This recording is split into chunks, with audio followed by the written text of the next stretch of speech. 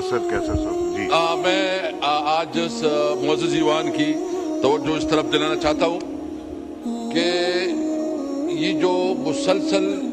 ہو رہا ہے سیلاب کے حوالے سے تو بات ہو گئی ہے،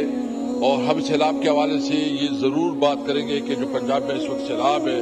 اور خاص کر جو ہمارے پنجاب کے بہن بھائی ایک مشکل میں ہیں، ہم اس کے ساتھ ہیں، اور یہ سمجھتے ہیں کہ اس کے لیے ہم نے اپنی پارٹی کو بھی انسٹرکشن دیے کہ وہ بھرپور طریقے سے سیلاب کی جو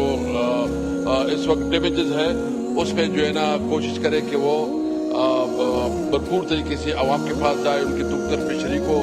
اور ہم اپنے بھائیوں کے ساتھ کھڑے ہیں۔ لیکن اس موقع پہ میں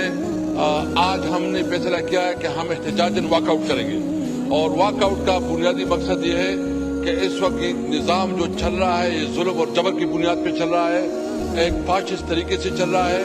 اور ہمارے آئینی اور قانونی حقوق ہمیں نہیں حاصل، اس لیے ہم نے اسٹینڈنگ کمیٹی سے بھی استعفا کا فیصلہ کیا ہے، اور ہم اسمبلی کا اجلاس سے بائیکاٹ کرتے ہیں، واک آؤٹ کرتے ہیں۔ میری ریکویسٹ سن لیں، ابھی اقبال آفریدی صاحب نے بھی بات کرنی، جن کے افیکٹڈ ایریاز ہیں ان کو بات تو کر لینے دیجیے۔